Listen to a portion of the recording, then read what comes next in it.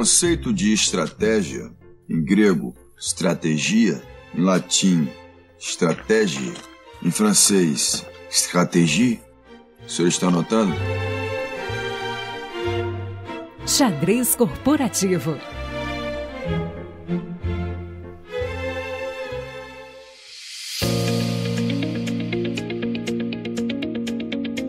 Muito bem, estamos aqui para mais um Xadrez Corporativo e eu dessa vez não troquei as bolas, não tem solta a vinheta, Léo, porque esse é lá no Love the Problem. Aqui no Xadrez Corporativo vocês já ouviram a nossa bela vinheta sobre estratégia e tudo mais, toda aquela vinheta séria do Xadrez Corporativo, mas não significa que o papo aqui vai ser sério, mas a gente tem coisa boa para conversar, a gente tem uns assuntos muito interessantes hoje, eu tô empolgado com o que tá por vir, dessas histórias, com o que a gente tava combinando aqui antes da gravação, e para ter essas boas conversas eu tenho duas convidadas maravilhosas. Vou começar com ela que é da casa, já falei no outro episódio, a maior participante de todos os Love the Problem, Andressa Chiara, muito bem-vinda. Oi, gente, tô aqui de novo. Olha eu de novo. Olha eu de novo, gente. Eu falei, né, no último episódio eu falei que se me convidarem eu tô vindo, porque eu amo Love the Problem, não posso negar. Então queria agradecer muito pelo convite e tô muito feliz de estar com a nossa segunda convidada aqui. Fala dela aí, Panda. Então, estamos aqui com ela, que foi indicação da Andressa, e o nosso critério do coração, que vale muito aqui, sabe que é ele exponencial, ele vai em rede, né? Então, se a Andressa trouxe essa convidada do coração, eu também acredito nisso e tá conectada aqui. A gente já teve um papo divertido agora no começo. Está com a gente a Cíntia Baracate. É assim que fala o nome, Cíntia. Tá certinho, é isso aí. Cíntia Baracate. Oi, pessoal, tudo bem? Tô muito feliz de estar aqui com vocês hoje. Eu sou a Cíntia Baracá. Comecei a trabalhar com agilidade em 2017 e me apaixonei. Não só pelas práticas, mas pelo modo de pensar. E realmente trouxe para a minha vida como uma filosofia mesmo. Então, uso muito no meu dia a dia, a relação com as pessoas, né? Tem muitas coisas da agilidade que a gente consegue transcender ali o trabalho, né? Então foi um pouco o meu caso. Vou interromper aqui, gente. A Cíntia é uma das pessoas que eu mais amo. De todo mundo que eu conheci no mercado, a Cíntia é aquela pessoa que, mesmo na época que a gente começou a trabalhar junto, lá atrás, ela é aquela pessoa que nasceu com um mindset ágil. E é isso que eu acho fantástico, porque quando você começa a conversar com ela, você vê que, além do conhecimento que ela tem, que é um baita de um conhecimento sobre técnica, sobre modelos de agilidade, sobre como é que a gente transforma, etc., por trás disso tem um mindset que é de fábrica. Então ela sempre foi uma pessoa questionadora, ela sempre foi uma pessoa que é inconformada, né? Eu digo que todo agilista é bem inconformado, porque se você, né, se você vira e falar, já tá bom o suficiente, você não tá mais falando de melhoria contínua, e aí, né, deixamos de ser ágeis. Então a Cíntia é uma pessoa que eu admiro demais, e por isso que eu queria tanto trazer ela pra cá, pro Love the Problem. Obrigada aí, Andressa, pela ajuda. Eu sou casada, tenho um filhinho de 4 anos, que é o Arthur, e ele sabe tudo de agilidade, cola post-its, fala de teste de hipótese. Olha isso! E é incrível. Amei. Inclusive, eu indico para quem tem crianças, tem um seriado na Netflix, chama O Laboratório da Emily. E é uma cientista que ela testa a hipótese com as crianças e é muito legal. Ele assiste, então tá um quase agilista aí. Tá prontinho. Já vai pro meu backlog pra Elisa aqui, quando ela começar a assistir as coisas, já tem aqui, ó. Boa! Laboratório da Emily. Ela ainda tá muito pequenininha pra colocar post-it, Cíntia. Com 3 meses ainda tá difícil a habilidade aqui.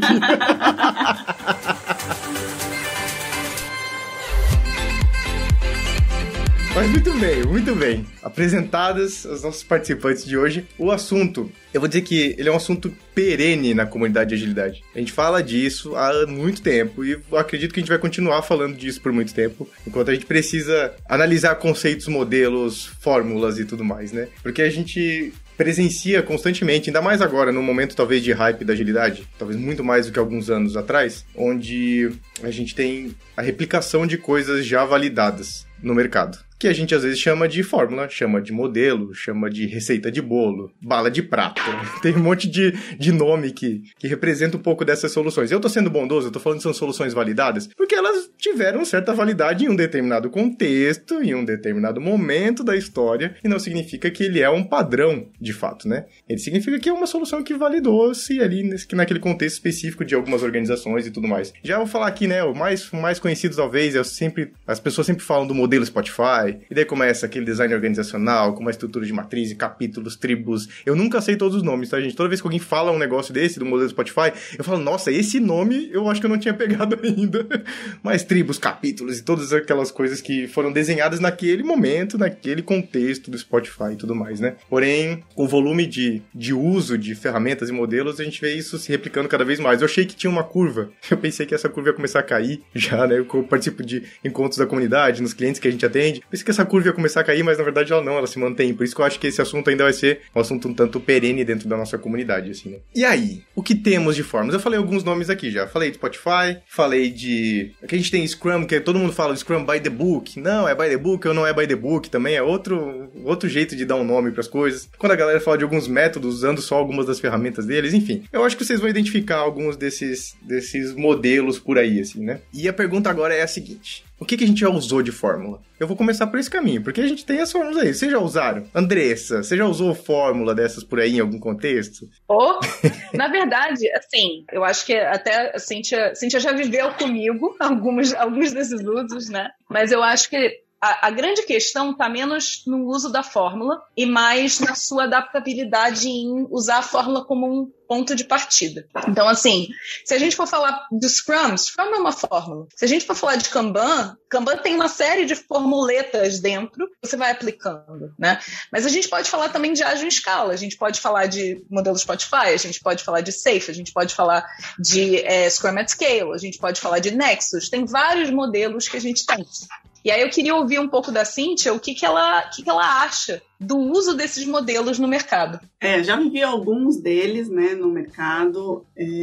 O Spotify, quando numa empresa que eu trabalhava, a gente começou, tinha um desafio muito grande, né, era um projeto, um programa, na verdade, muito grande, e era ali a iniciativa que a empresa tinha para começar a usar agilidade. E foi, né, dito que vamos fazer desde o começo ali na agilidade. E ali a gente realmente, para organizar os times, né, para começar a dar um pouco de visibilidade desse trabalho, para fazer a coordenação entre os times também dos assuntos, a gente realmente começou com o Spotify e tinha realmente prós e contras, né? Foi importante para fazer essa organização, os times entenderem o que estava dentro do seu escopo, o que era do escopo do time vizinho e como é que eles organizavam essas dependências, e eles também começaram a derrapar um pouquinho aí nas dependências, o que é meu, o que é seu, e o IPS começou a estourar muito, ninguém estava olhando ali para as métricas, que é o ponto de partida. E aos poucos a coisa foi se ajustando, a gente conseguiu olhar para esses resultados de forma coordenada e eles começaram a entender que mesmo eles sendo times diferentes, se eles não trabalhassem em conjunto, o resultado não viria. Então, aos poucos, isso foi começando a ficar mais explícito na cabecinha deles e também quando a gente olhava ali para as métricas, quais ponteiros estavam mexendo ou não estavam mexendo, eles começaram a entender que realmente era em conjunto mesmo. Depois a gente foi evoluindo para outros modelos, foi o que a Dê falou, né? Para sair, quando você sai do chão, você precisa usar alguma coisa, né? Se começar do zero é muito difícil. Então você usa um modelo, começa a perceber quais são as particularidades ali da realidade da empresa, quais são as dificuldades que começam a aparecer e vai ajustando, para que realmente não seja bala de prata e a gente comece a atacar de fato os problemas, tracionando, né, esses problemas e sem se apegar de fato ali à ferramenta, enfim, entender quais são esses problemas e quais são os modos de resolvê-los. Né? Só aí, gente, a Cíntia já deu um overview de tudo que eu acho que é importante a gente falar quando a gente está falando de uso de modelos. Né? Ela trouxe a questão das métricas e de foco no resultado. Eu acho que Cíntia, eu acho que você deve concordar comigo, porque a gente já viveu isso. Isso é um dos maiores erros que os líderes cometem quando a gente fala de adoção de modelo. O líder, ele tende, eu vou falar aqui dos 4 domínios da agilidade, tá, pessoal? Quem quiser conhecer mais, tem um artigo no nosso blog só sobre isso, mas são os domínios domínios de negócio, cultural, organizacional e técnico. Para a gente ter agilidade, a gente precisa trabalhar nesses 4 domínios. E frequentemente a gente vê as lideranças trabalhando num domínio só, que é o organizacional, que é a gente muda os papéis de todo mundo, a gente organiza todo mundo em times e pronto, está feita a transformação. E o que a Cíntia acabou de contar é exatamente o que acontece quando a gente vira essa chave do organizacional, mas se a gente não mexe nos outros domínios, essa transformação ela vai por terra, porque no momento em que a gente virar o organizacional, os outros domínios vão começar a doer, mas a gente quer isso. A gente quer que eles doam para que a gente possa resolver os problemas, que era o ponto que ela estava falando. Uma coisa que a Cíntia fez de fantástico durante todo o tempo que eu acompanhei na carreira relacionada à agilidade, que tem a ver com essas experiências dela e a parte onde a gente trabalhou junta, é esse olho para métricas. Cíntia, você quer falar um pouquinho de quais são as métricas que você acompanhou, o que você enxergou que poderiam ser alertas de que a coisa não estava indo tão bem, que precisava resolver algum problema? Boa, vamos lá. Olhando aí para os domínios, né, principalmente o primeiro domínio que realmente a liderança começa a perguntar e naturalmente a gente traciona é o organizacional, quando a gente fala muito de produtividade. Então, né, produtividade, né, soa muito como métricas de eficiência. Então, realmente são as primeiras ali que começam a surgir, primeiro de uma forma meio torta, depois a gente vai começando, né, a aprofundar. Mas lead time, né, de fato, é muito pedido, né? Mas realmente, é customer lead time, né? System lead time, aí entra naquela discussão maravilhosa, que até aterrizar de fato os conceitos e para que medir, aí a gente começa a medir 1 zilhão de coisas que a liderança pede. O que a gente vai fazer com esses números? Quais são as ações que a gente vai tomar? Agora vamos olhar para os times, né? O que esses números que eles simplesmente estão cuspindo, o que faz de diferença para o time? Como é que com a agente de transformação fica dentro do time, Scrum Master, Agile Master, enfim, olha para essa informação e quais são as ações que ele vai tracionar ali no time para que mexam de fato esses ponteiros. Mas do outro lado, legal, a gente atingiu aqui o lead time ok, a gente consegue olhar para o scroll time, a gente tem ali o touch times, o waiting times, tudo isso e a gente ainda não está entregando. Legal, então acho que a gente precisa começar a olhar, né, para o outro domínio que é o de negócios, né? Não adianta a gente cuspir um monte de métricas aí de performance se a gente não está olhando para eficácia, se a gente está entregando a coisa certa, é o que realmente vai fazer, né, vai trazer resultado para o negócio, vai fazer a diferença para o negócio, vai fazer o negócio ser ali flexível, né, a ponto de atender as mudanças do mercado. Então esse ali começa a ser o segundo que eles começam a olhar um pouquinho mais ali, e aí a gente entra, né, na priorização, a gente está priorizando a coisa certa, isso vai trazer o resultado esperado, a gente priorizou esperando um resultado X e ele não aconteceu. E agora? O que a gente faz? Então tudo isso começa a girar, né, e fazer essas coisas todas a se juntarem para a gente pensar no restante, né? E o técnico, tá legal? Então vamos olhar para a qualidade, não adianta a gente ter um lead time curto, entregar muita coisa, se a qualidade também já foi, né? Então como é que a gente organiza tudo isso e as pessoas, né? Então quais são as métricas ali que a gente consegue olhar de atmosfera, né, do cultural? Tem fit cultural com a empresa, o que a gente está fazendo? Também não adianta entregar muito resultado para o negócio se as pessoas não têm, né, ambiente seguro para trazer os pontos, ou se ficam ali muitos corpos pelos caminhos. Como é que a gente equilibra tudo isso, né? E é sempre a pergunta que eu faço. O que a gente vai fazer com essa meta? O que a gente vai fazer com esse indicador? Quais são as ações posteriores? A gente está preparado para isso? Porque medir por medir não faz tanto sentido, né? Quando você traz esses pontos das métricas, eu fiquei pensando porque eu participei do Link-Off São Paulo agora de 10 anos, que rolou esse final de semana. E um dos assuntos que a gente conversou lá nos grupos foi o seguinte: quais métricas eu devo usar agora que o time está implementando o método Kanban? E daí eu fiquei tipo, e a pessoa que trouxe, ela tinha uma lista já. Isso. Eu falei, tá, peraí, calma. Calma aí. Senão a gente tá de novo indo mesmo com um método que a gente entende como evolucionário, evolucionário, ou evolutivo, já veio com um padrão, um modelinho, assim, essas são as métricas que você deve usar. E vai totalmente de conta com o que você trouxe, Cíntia, porque, tipo, senão a pessoa ia começar de forma enlouquecida a pegar um monte de métrica, listar, fazer um dashboard, ficar super complexo aquilo, e o time não move as tarefas no quadro, assim, sabe? Então, tipo, pra que a gente tá levando essa grande mudança de trazer uma coisa, porque é uma expectativa, né? Não é nem, na verdade, o resultado de negócio que você tá fazendo. Olha só, como você trouxe boas conexões, né? A gente muda o organizacional faz a gente olhar para algumas métricas. Essas métricas mostram que a gente precisa olhar para outra coisa. Isso leva pro negócio, pra cultural, enfim, tudo mais. Se a gente simplesmente pegar um pacotinho de métricas e falar para aquela organização, use essas métricas, ou colete essas métricas. Isso não traciona nenhuma evolução dos negócios, né? A gente pode chegar num cliente aqui, como o K21, por exemplo, como consultores, imagina chegar num cliente e falar só, seguinte, pra gente começar, vocês têm que pegar e tirar essas métricas aqui, ó. Pum. A gente fala, tá, mas beleza. Pode ter um bom BI, pode ter uma boa forma de coletar esses dados e começar a cuspir esse monte de informação. Tá, mas e aí? O que isso significa, né? Isso é bom, isso é ruim? Isso faz sentido, não faz? Qual é o contexto em que isso está inserido e tudo mais?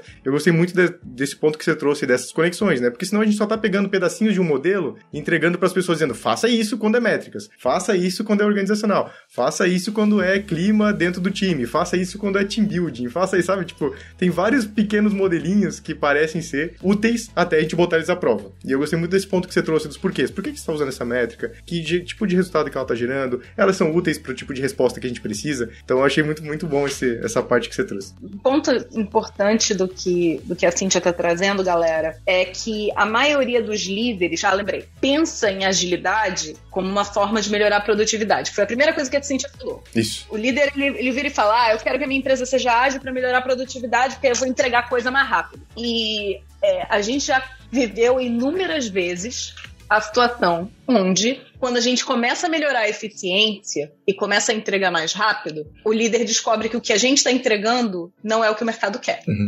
Né, Cíntia? Isso aí. Como é que é isso pra você? É exatamente isso, né? Porque a gente percebe que o problema muda de lugar, né? Não era mais a velocidade, é o quê, né? Pra gente saber se realmente o que as pessoas estão debruçadas, o time está debruçado, realmente vai fazer diferença, vai trazer o resultado esperado. E os líderes têm muito essa cabeça de, então não é a velocidade, então é a ferramenta. Então tenta essa ferramenta aqui para resolver esse problema. Não, esse problema aí eu já vivi no passado, esse framework aqui, ou essa dinâmica aqui vai resolver o seu problema. E muitas vezes o que acontece é que o time primeiro desengaja, não vê valor, porque não entende o porquê tá usando aquilo, e a coisa, né, acaba degringolando ainda mais. E, de novo, né, não existe a bala de prata, né, trazendo aqui o nosso tema de novo. São necessidades diferentes, são contextos diferentes, e realmente pode resolver um pedaço da questão, mas o todo não, vai acabar trazendo luz a novos problemas, como a Dê trouxe, e aí realmente muda completamente o objetivo que era o inicial, né? Então já vou colocar aí, anota, Léo. Dicas da Cíntia! Dica número 1. Saiba que o problema vai mudar de lugar. Você não vai aplicar um modelo e todos os seus problemas estarão resolvidos, né? Você não vai aplicar um modelo e vai falar, olha, agora que tá com esse modelo pronto, não preciso mais me preocupar.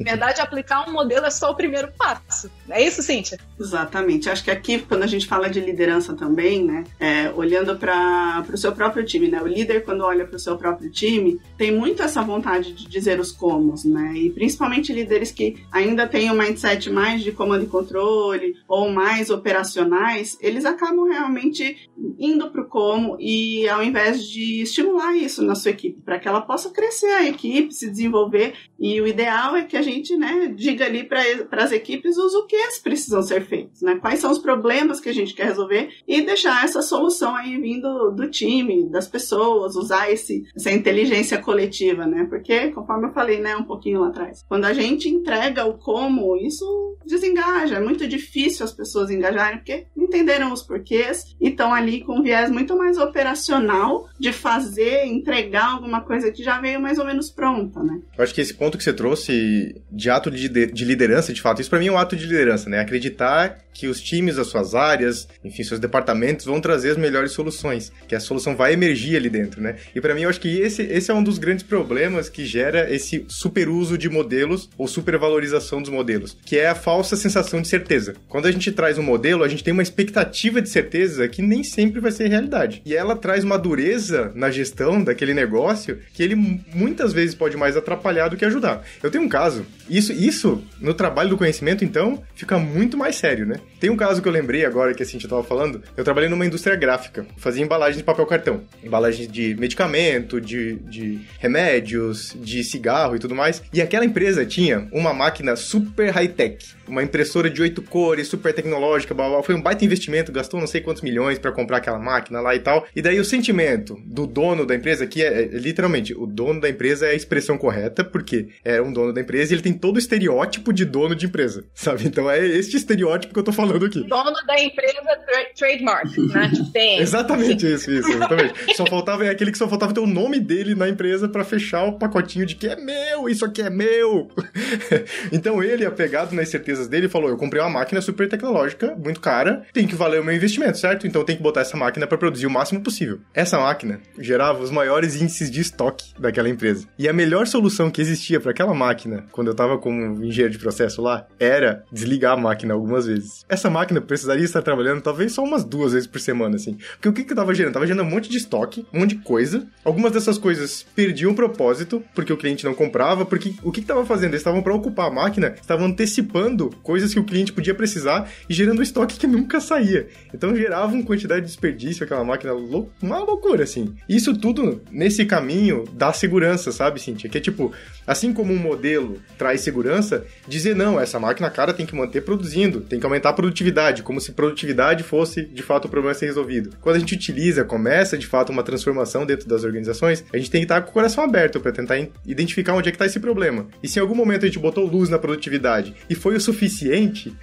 isso foi o suficiente para resolver minimamente o problema de produtividade, talvez a nossa luz tenha que ir para outro lugar, né? Se eu tivesse com uma lanterna iluminando a organização, fala, bom, produtividade está minimamente resolvida, eu não preciso me aprofundar em outras coisas aqui. Vamos olhar para outra coisa nesse momento? Vamos ver o que isso está puxando? Qual é o próximo problema que está emergindo e tudo mais? Mas isso exige um ato de liderança mesmo de quem está nas organizações, né? Que é deixar a sua segurança e confiança nos modelos de lado para poder entender que soluções emergentes podem acontecer, né? E para fechar, lembrei daquela frase, tem uma frase super clássica que fala dos modelos, que os modelos estão errados e tudo mais, né? E uma vez me disseram... George P. Botts. Isso, desse cara aí. E uma vez me deram a frase correta, que me disseram que aquela frase que todo mundo usa tá errada. Então tá aqui a frase que me disseram que é a frase correta. Eu não validei, então eu vou trazer essa aqui, tá bom? Aqui, ó, lembre-se de que todos os modelos estão errados. A questão prática é quão errados eles devem ser para não serem úteis. E aqui traz um temperinho para essa discussão, né? Porque todo mundo usa a primeira parte, que fala todos os modelos estão errados. Mas a segunda parte traz um carinho pros modelos, né? Fala, a questão prática é o quão errado eles estão para eles não serem úteis. Eles podem ser um belo começo, um belo ponto de partida, uma bela referência, enfim. Eu ia referenciar exatamente essa frase, só que o que eu gravei foi um pouco mais curto, todos os modelos estão errados, mas alguns são úteis. E eu acho que resume bem o que você falou. Qual é a grande questão? Quando a gente trabalha com um modelo, a gente precisa olhar para esse modelo como um ponto de partida, como a gente falou, para gerar aprendizado. Só que a maioria dos líderes hoje, aí conectando com o que o Panda falou, os líderes foram educados para terem todas as respostas. E aí entra no que a Cíntia estava falando do líder colocar os comos. Por quê? Porque a gente educou os líderes para dizer, você tem que ter a resposta dos comos. Você tem que ser um super analista, você tem que saber fazer o que o seu analista faz melhor do que ele. Senão, como você está sendo um líder, né? E são naturezas de trabalho hoje em dia completamente diferentes. A forma como você deveria trabalhar um líder, para formar o líder, ela é diametralmente, ela é completamente diferente de como você deveria trabalhar um analista para ele se tornar um especialista. E acaba que isso gera, por exemplo, decisões onde eu pego e falo, esse modelo a gente conseguiu implementar. Então agora a gente ainda não viu as métricas, a gente ainda não viu se esse time está produzindo, mas vamos triplicar, quadruplicar os times. Cíntia já passou alguma vez por isso? Já passei, e ainda assim, né, eu quero que esse investimento que eu tô fazendo agora, né, dê um retorno em breve. Então, assim, qual é o custo que eu tô reduzindo aqui com esse investimento? O que isso tá me trazendo? Como eu consigo amarrar isso e enxergar lá no DRE? E assim, né, as pessoas esquecem que passa realmente por um momento de aprendizado, em como a Dê trouxe, né? E essa ansiedade, é muita ansiedade, né, de fazer diferente, de trazer os resultados. E colocar muitas pessoas, né? Aquele líder que fala assim, não precisa de quantas pessoas mais? Vamos pôr mais gente, então, né? E não é bem assim, né? A sensação que eu tenho, Cíntia, é que o líder tá pensando assim, eu já implementei o modelo, então tá dando. Exato, faz o check. E não é isso, é o contrário. Eu implementei o modelo e agora eu preciso gerar aprendizado para saber o que eu tenho que mudar nesse modelo para ele se adequar às minhas necessidades, às necessidades da minha empresa. Então, o modelo, gente, não é que o modelo tá errado necessariamente, mas o modelo, ele é para ser o início do trabalho, não o fim. E começar pequeno, né? Começa pequeno ali, né? Colhe os resultados e aí começa a fazer isso crescer, escalar e exponencializar, né? Mas primeiro pequenininho. Senão você vai estar escalando bosta. Vamos exponencializar a merda, gente. É isso aí. É isso, é deixar a máquina, a impressora imprimindo milhões de folhas de papel. Porque, sim, vamos fazer, porque tá aí. E a gente já viveu isso em software também, né? Tipo, o Panda deu um exemplo de né, material físico, mas quando você pensa que, sei lá, quantos % de todo o software produzido nunca é usado ou usado raramente, é disso que a gente tá falando. É porque alguém achou que era mais importante executar a ideia do que testar e validar a ideia. E isso serve para o modelo organizacional também, né? Exatamente isso. Todos esses paralelos que a gente tá fazendo servem para produtos físicos, produtos digitais, para modelos, para cultura e tudo mais. Senão é a mesma coisa a gente pegar e falar assim, tá vendo? Esse aqui é nosso modelo de cultura. A gente experimentou aqui num cantinho e a gente quer agora replicar para a organização inteira, assim, sai abrindo para tudo. Cultura é um negócio mais volátil ainda, né? Muito mais contextual, muito mais... E, tipo, como é que isso vai ser no crescimento, assim, né? Eu recebi uma proposta de emprego, vou falar aqui. Recebi uma proposta de emprego há pouco tempo. Como é que é o negócio? Essa proposta de emprego vinha com um negócio do tipo, a organização decidiu por usar Safe, então a gente precisa de alguém pra fazer com que isso aconteça. Implementar Safe. Eu quase fiquei sem palavras pra responder isso, né? Porque eu falei, tipo, nossa, vai, tipo, na contramão de 1 grau do que eu acredito por trabalho, que é, tipo, e sem jogamento com Safe da minha parte, porque eu não conheço muito de Safe, né? Inclusive, essa foi uma das coisas que eu falei pra pessoa. Eu falei, olha, eu não conheço basicamente nada de Safe. O meu sentimento quando eu vejo as coisas é que é um belo beduf de um monte de coisa, de um mega modelo, e se vocês decidiram usar aquilo tudo, talvez vocês vão ter alguns problemas. Essa foi a minha vontade de dar feedback pra pessoa que tava me oferecendo o emprego, né? Eu fiquei nesse caminho do tipo, gente, a parada não é nem a revolução, né? Não é trazer uma parada nova pra implementar. É trazer uma parada hiper complexa, muito grande e decidida como esse é o fim que a gente quer, que foi exatamente o que a Cintia e a Andressa falaram. Eu tava com a sensação de que aquela proposta de emprego vinha no final com, o seu critério de sucesso é a empresa rodando Safe. Eu falei, cara, mas pra que isso, assim, né? Tipo, não vejo muita razão nisso por si só, assim. E eu acho que aqui também é uma parada dos modelos que pega, além deles, da gente ter consciência de que eles são úteis, mas eles estão errados, mas a consciência também de que ele não é o fim por si só. E daí isso que eu queria ouvir, talvez, um pouco da experiência de vocês, sobre, tipo, quando é que o que a gente teve de resultado quando a gente teve consciência de fato de que o modelo não é o fim por si só. Eu vou puxar um exemplo e vou passar pra Cíntia, porque é um exemplo dela, eu só vou provocar aqui, porque eu quero muito que ela conte essa história.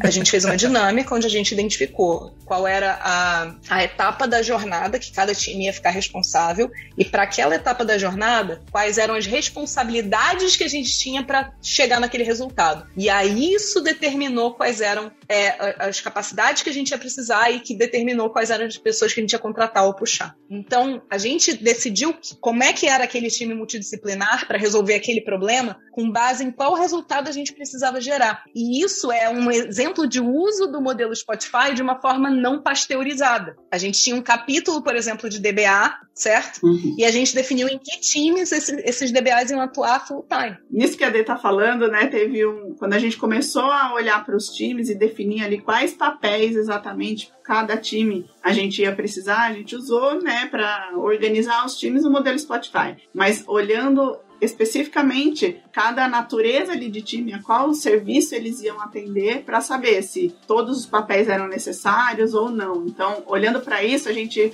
por exemplo, num time a gente tinha um processo de venda genérico. Num dos times que a gente tinha um processo de venda genérico, eles não precisariam exatamente de um DBA. E num outro time que cuidava ali mais de cadastro, enfim, a gente precisava certamente de um DBA. Então a gente foi fazendo esse tipo de escolha para cada natureza e escopozinho de trabalho da Squad. Então, essa é a reflexão de que não necessariamente a gente precisa usar todos os comos do modelo Spotify, né? Uhum. Num outro momento também, de uma outra trajetória minha, a gente usou o Safe, né? Um pedaço do Safe. E aí, olhando especificamente para PI Planning, que acho que é o rito mais famoso aí do Safe, era super, né? Essa polêmica do Safe, o Safe é bom, o Safe não é bom, enfim. Tinha prós e contras também, né? Não foi colocado o Safe ali em toda a sua, né, especificação, que realmente é muito complexo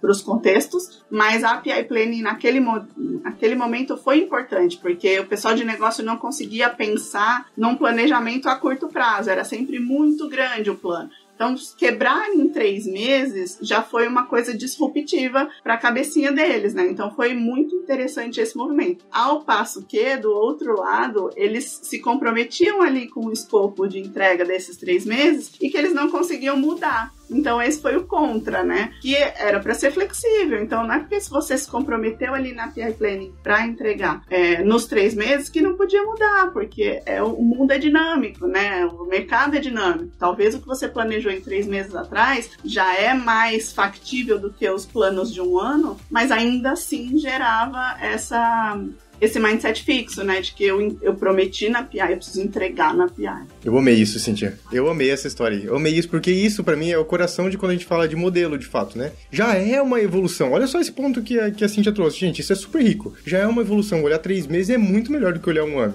Tudo bem, teve o contra ali de a galera se fixar muito naquilo lá, mas isso é um próximo problema, né? A gente não vai conseguir, quando a gente... Talvez a sensação de segurança que eu falei antes, ou tipo dessas grandes viradas, tá muito no tipo, a gente vai resolver todos os problemas de uma vez só. E isso é uma grande ilusão, né? A gente não consegue resolver todos os problemas de uma vez só. O máximo que a gente vai conseguir, talvez, é pessoas reativas escondendo os problemas de uma vez só, mas eles vão continuar ali. E esse exemplo que a Cíntia trouxe foi o uso de... Beleza, a gente resolveu esse problema agora, a gente identificou novos próximos problemas, a gente vai priorizar os próximos problemas e vai seguir resolvendo eles, muito bom. Outra coisa muito legal desse exemplo que a Cíntia trouxe é como o trabalho que ela fez nessa empresa onde ela estava fatiou o próprio Safe. Sim.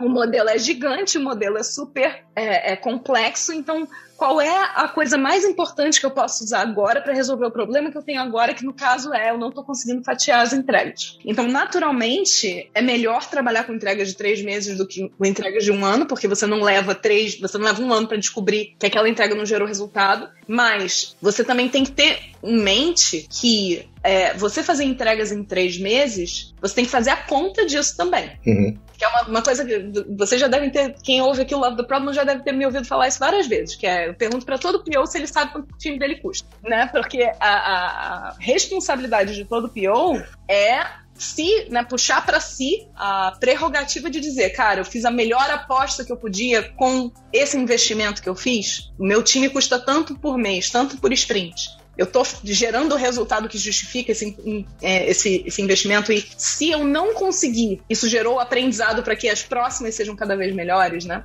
Então, eu acho que tanto a conexão do case que a Cíntia contou, de quais são as pessoas que eu preciso, porque se a gente, por exemplo, estivesse usando o modelo Spotify pasteurizado, né, eu teria as mesmas capacidades, os mesmos papéis em todos os times. Então eu teria, por exemplo, que contratar, o exemplo do DBA que ela deu, eu teria que contratar um DBA para cada time. Mas esse time não precisa de DBA, ele pode usar isso como um shared service, porque ele vai ter isso uma vez na vida, que ele vai fazer uma consulta, outra na morte. Não, mas tem que ter todos os times iguais. E geralmente são recursos limitados, né? Nem todo mundo tem, né, uma liberdade absurda absurda aí de recursos para ter todos os times 100% completos, muitos times completos, assim, na totalidade.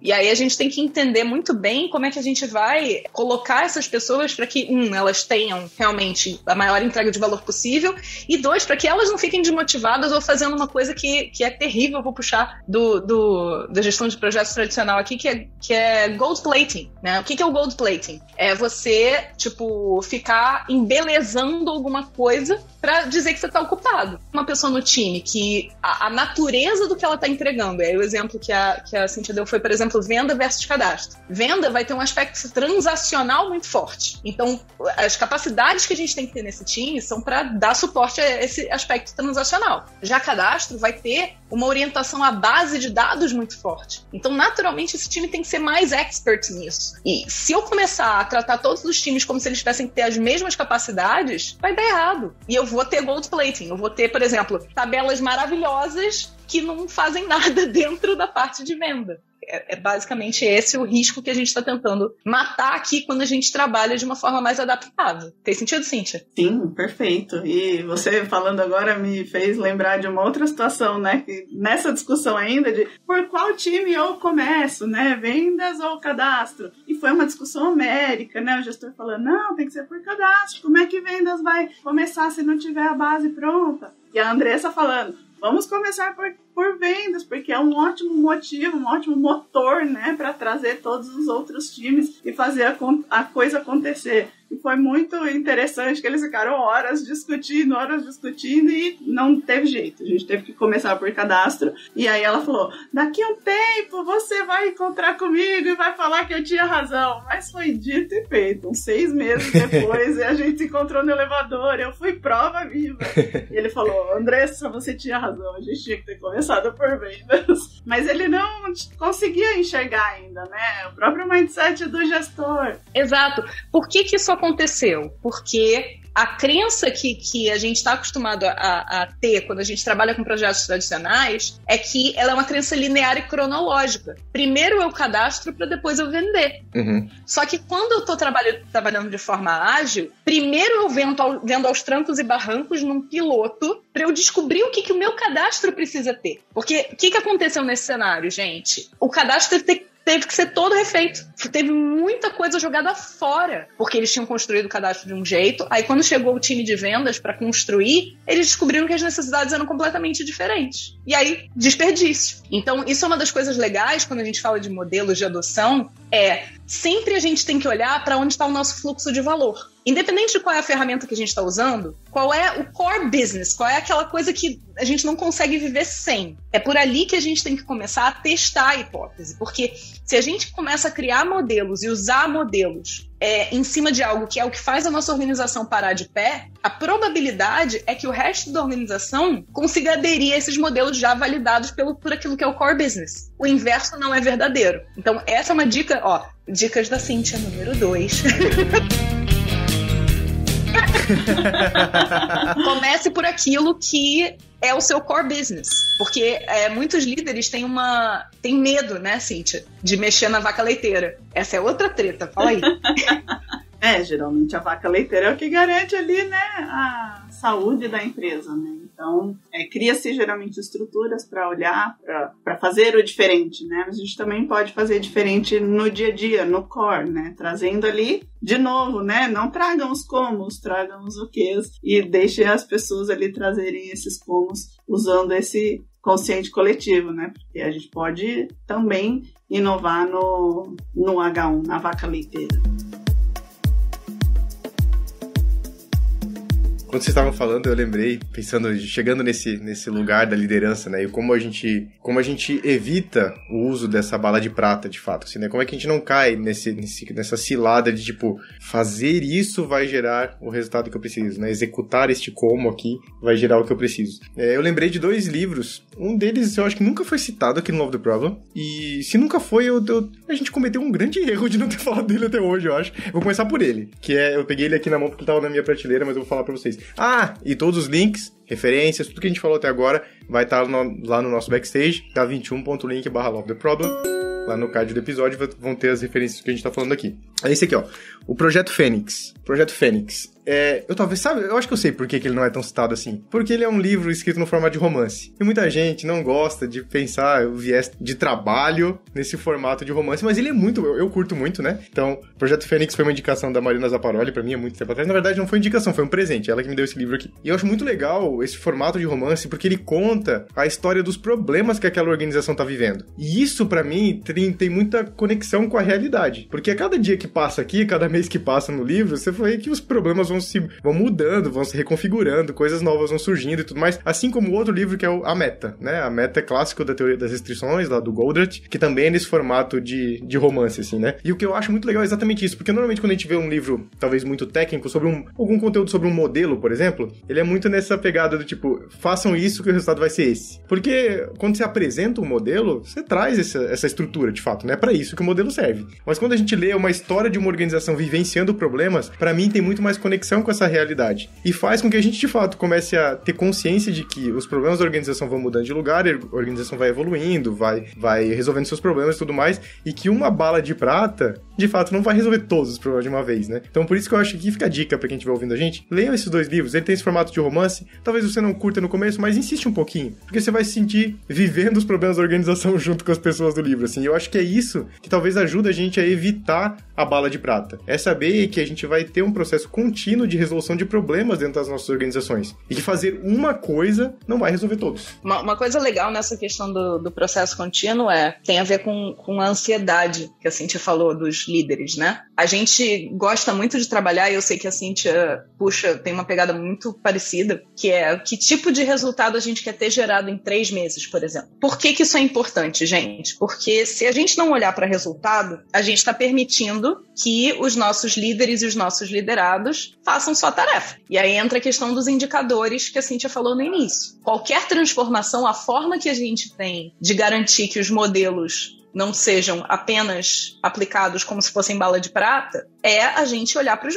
métricas, que foi o que a Cíntia falou no início da conversa. Se eu estou olhando para a métrica e o modelo está funcionando, a métrica vai mexer. Se eu estou olhando para a métrica e o modelo não está funcionando, a métrica vai parar ou vai piorar. E aí eu sei que eu preciso fazer uma mudança. Cíntia, você quer contar um pouquinho da sua experiência com métricas? Quero contar uma específica, né, que faz pouquinho tempo que aconteceu, que a gente tinha realmente muita dificuldade, né, os líderes, inclusive, de mostrar quais eram os resultados das iniciativas que estavam nas suas próprias áreas.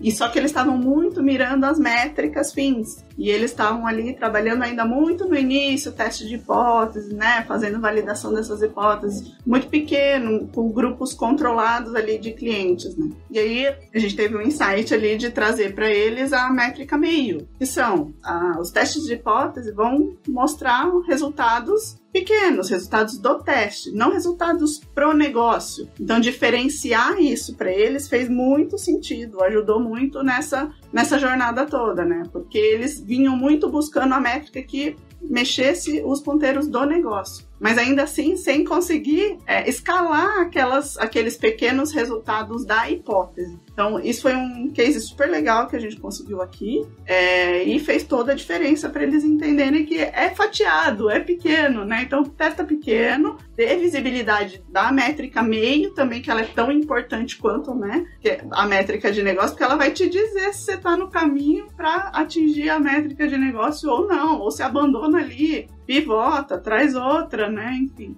foi bem bacana esse movimento. Aí vamos dar alguns exemplos para o pessoal tangibilizar. Vamos lá. Métrica FIM. EBITDA é uma métrica FIM. Receita global da empresa é uma métrica FIM. Agora, quando eu olho, por exemplo, para um teste de hipótese, digamos que eu esteja oferecendo um novo serviço ou um novo produto. Qual vai ser a taxa de conversão desse serviço? Quantos clientes aceitaram contratar esse serviço? Ou então, por exemplo, se eu estou tentando reduzir a complexidade de um processo, estou tentando tornar ele mais eficiente, e eu faço um piloto com 2 atendentes que estão fazendo esse processo. Em quanto tempo eu reduzi esse atendimento? Né? Porque eu consigo depois fazer uma conta de quanto custo isso vai reduzir no total. Mas isso não quer dizer que eu vá levar 1 ano, levar 6 meses para poder implementar isso na minha operação inteira, para aí poder ver o resultado. Porque é isso que faz a gente sair atirando a esmo. é a gente falar assim, mas vai demorar para ver resultado. Não necessariamente, porque se eu tiver as métricas meio, como a Cíntia falou, eu consigo ver o resultado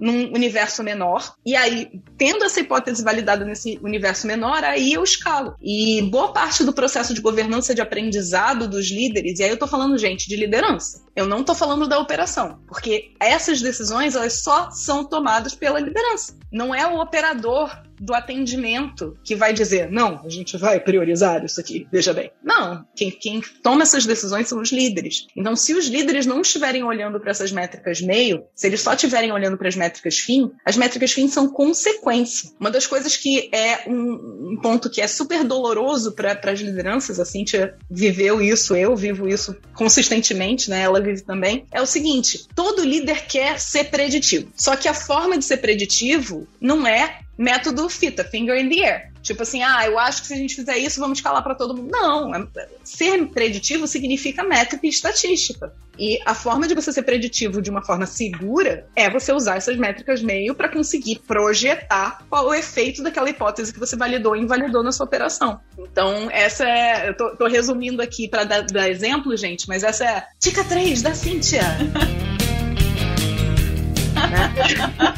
Isso aí, eu ia falar exatamente isso. Esta é a dica 3 da Cíntia, porque me lembrou muito. A dica 3, resumindo ela: experimentos evitam bala de prata. Validação e invalidação de hipóteses evitam a bala de prata, porque daí a gente faz experimentos pequenos, valida, invalida. Porque senão a gente leva um tempo construindo um modelo, se a gente não consegue consumir ele pronto, né? Eu já vivenciei isso em alguns clientes aqui, eu acho que é uma outra faceta dos modelos, que é aquele modelo que a gente idealiza, que a gente constrói dentro de casa. Não que a gente pega de fora, assim, não é o Spotify, não, é aqui, ó. Este é o modelo empresa X de gestão. E daí a gente fica ali, ó, 1 ano. 2 anos, as pessoas construindo, um monte de gente iterando daquilo e virando uma coisa muito doida que a gente, depois na hora de levar isso pra organização, não se encaixa. Por quê? Além de ter passado muito tempo, deixou de fazer sentido, a gente não conseguiu validar ou invalidar os pedaços disso, né? Eu tava num cliente há um pouco tempo atrás que a gente chegou e na expectativa existia uma expectativa de redesenho organizacional, que a gente inclusive sugerisse essa mudança. Porque não é uma prática muito comum da K21 chegar e sugerir um negócio, né? Então a gente foi construir, fazer a 4 mãos, entender os contextos, trabalhar os detalhes e tudo mais. E nessa chegada, a nossa proposta foi: não façam, neste contexto, este redesenho organizacional. Vamos pegar uma unidade de negócio em que a gente está mergulhando, está conhecendo, experimentando, vendo outras coisas e resultados, que a gente já tem um espaço criativo e disponível para esse experimento. Vamos fazer ali um pedaço desse redesenho organizacional inteiro se aplica nesse contexto que a gente está. Que tipo de problema a gente vai resolver com esse redesenho organizacional? Vamos experimentar ali, e dali a gente tira aprendizado e leva para a organização? E levar para a organização, daí tem, né?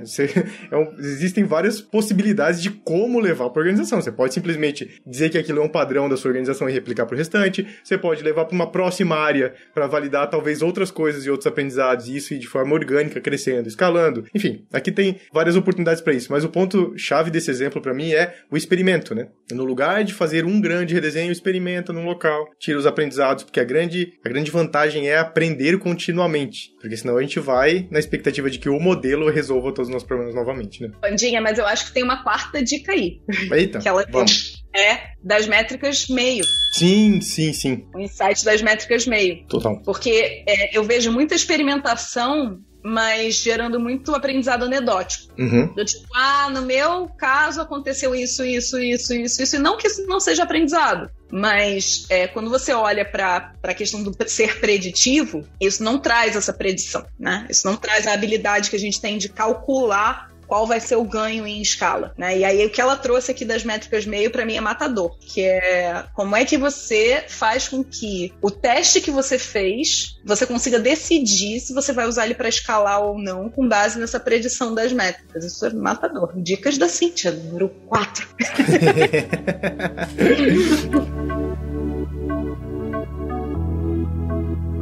Muito bem, gente, a gente tá indo pro nosso final, tá indo pro fim do nosso episódio, a gente tem alguns minutinhos aqui com vocês ainda. Eu queria ouvir de vocês, Cíntia e Andressa. A grande pergunta é: receita de bolo vale ou não vale? Depende. Aê, eu amei! Eu tava esperando essa, muito bom. O jargão, né? Claro. Eu falo que a Cíntia é praticamente K21, você já entendeu por quê? Muito bom. Aí, ó, pegou na hora. Nossa, eu não esperava uma resposta diferente. Não tem como, né? Depende. Então, como a gente falou aqui um pouquinho, está começando, precisa começar de algum lugar, né? Então, aí talvez valha, mas colhendo os aprendizados e resultados rapidamente e atacando os próximos problemas que vão surgir, porque é o que a gente falou aqui também, né? Resolução de problemas, né? Meu pai tem 84 anos, uma vez ele foi no meu ambiente de trabalho e ele falou pra mim, o que você faz? Como é que eu explico isso pro meu pai? Eu falei, pai, olha, das duas uma, ou eu tô resolvendo problemas ou eu tô causando. Ele falou, isso é o trabalho, é? Muito bom. Então é um pouco disso, né, gente? A transformação, é isso. Uma chuva de problemas. Eu vou me segurar aqui nessa metáfora porque eu achei muito boa. Em cima do depende da Cíntia e dos pontos que ela trouxe, eu acho que é o seguinte: você ter uma receita de bolo para fazer um bolo é bom, mas você tem que olhar quais são os ingredientes que você tem em casa. Porque se você pega uma receita de bolo de limão e você não tem limão na sua casa, mas você tem laranja ou você tem chocolate, você vai ter que adaptar a sua receita. E para mim é a mesma coisa. Quando a gente olha para a organização tem uma série de características que não necessariamente são os mesmos ingredientes que quem criou a receita do bolo lá de limão tinha. Então, use a receita, mas adapte a receita. Usar a receita cegamente com os ingredientes diferentes da receita original vai dar chabu. Então, veja o que você tem na geladeira e aprenda em cima disso. E a minha, que eu vou somar aqui mas experimente não fazendo o bolo de aniversário de São Paulo lá do Bexiga, que tem quantos metros aquele bolo? Experimenta com cupcake, né, gente? Muito bom. Pô, pra quê? Inclusive, eu tava ouvindo um podcast do Autoconsciente, fica a dica pra vocês aqui, eu vou deixar no backstage, que é um sobre perfeccionismo. E ela fala exatamente, a analogia dela é sobre receitas. Ela tava falando receitas de bolo de frigideira. O grande desafio dela tava nisso, assim, né? Então, a parada é, de fato, né? A gente experimenta, a gente faz uma receita, a gente faz pequeno, a gente testa, aprende com isso, se torna uma organização que aprende continuamente. Então, os modelos podem servir muito bem pra isso, né? Pra gente aprender, pra gente copiar, pra gente experimentar, pra gente validar, invalidar, enfim. Ou eles podem servir como uma boa caixa de ferramentas. Então, se você tem ou adapta com os ingredientes que você tem, ou cria algo se inspirando em vários modelos. Mas para poder se inspirar em vários modelos, talvez você tenha que experimentar um pouco deles em vários contextos e tudo mais. Então, para mim, tem esses dois pontos do depende que são bem importantes. A disponibilidade, a disposição para experimentar diversos modelos e aprender, ou a disposição de entender os ingredientes que você tem em casa para poder adaptar aquele modelo que você está se inspirando. Eu acho que são boas analogias que dá para fazer com receita aqui. A gente podia ficar um episódio inteiro falando de receita, adaptação, modelos e tudo mais. Estamos aqui no final, chegamos aqui, gente, o episódio, olha, o papo foi indo. É sempre assim, né? Love the Problem é sempre assim. A gente sai, despretensiosa conversa, no fim, temos um episódio. Estamos aqui com o Xadrez Corporativo, com Cíntia Baracá. É isso, eu vou deixar um espaço pra vocês se despedirem, deixarem qualquer dica. Uma quinta dica, Cíntia, talvez? Quinta dica da Cíntia pro episódio, pra gente fechar o nosso papo aqui do Xadrez Corporativo. Obrigada, gente. É uma honra mesmo participar aqui com vocês. Gostei muito, dinâmica incrível, pessoas queridas. E é isso, acho que a dica é sempre experimentem, né? E também mantenham o olho no seu contexto, né? O nível de maturidade da empresa também não adianta fazer, né? É aquela técnica maravilhosa que eu vi, mas a empresa não alcança aquele nível ainda. Como é que eu que tenho esse mindset, né? Como é que eu fatio isso para dar passos intermediários para chegar lá? Dica 5 da Cíntia! Isso, exatamente. Tome cuidado e observe a maturidade da sua empresa antes de sair usando os modelos tudo. Dá vontade, gente. Eu sei que dá vontade, né? De sair usando, né, os modelos mais disruptivos, mas também não vai funcionar, né? Então, para fechar, obrigada de novo. Muito feliz de estar aqui. Cíntia, fada sensata, pé no chão. É isso aí. Muito obrigado. Andressa, diga. Gente, muito obrigada, Cíntia. Muito obrigada por ter aceito o convite. É muito bom ter você aqui. Eu acho que essas experiências que você trouxe vão ajudar muita gente de coração. Então, muito, muito obrigada. E obrigada, Pandinha, pelo convite também. Isso aí. A gente vai ter lá no nosso backstage, k21.link/LoveTheProblem, os links pro que a gente trouxe de conteúdo aqui nesse episódio, as referências. A gente vai ter também formas de você entrar em contato com a Cíntia. Então aí, ó, ela que trouxe belas experiências pra gente hoje aqui. Se você quiser entrar em contato com ela, conversar com ela, trocar uma ideia, a gente vai deixar também lá no nosso backstage. E é isso, eu amo o xadrez corporativo e isso das pessoas que estão botando a mão na massa, de fato, compartilhando suas experiências. Espero que você que está nos ouvindo também tenha curtido esse episódio. É isso, um beijo e até o próximo Xadrez Corporativo.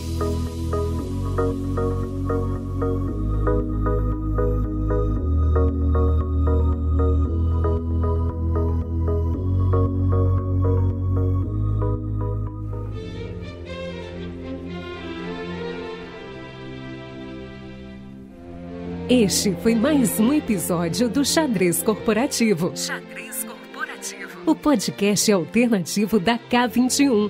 Se você curtiu, compartilhe e espalhe esse conhecimento por aí. E não esqueça de deixar seu feedback lá no backstage da K21. K21.link. I love the problem. Nos vemos no próximo episódio.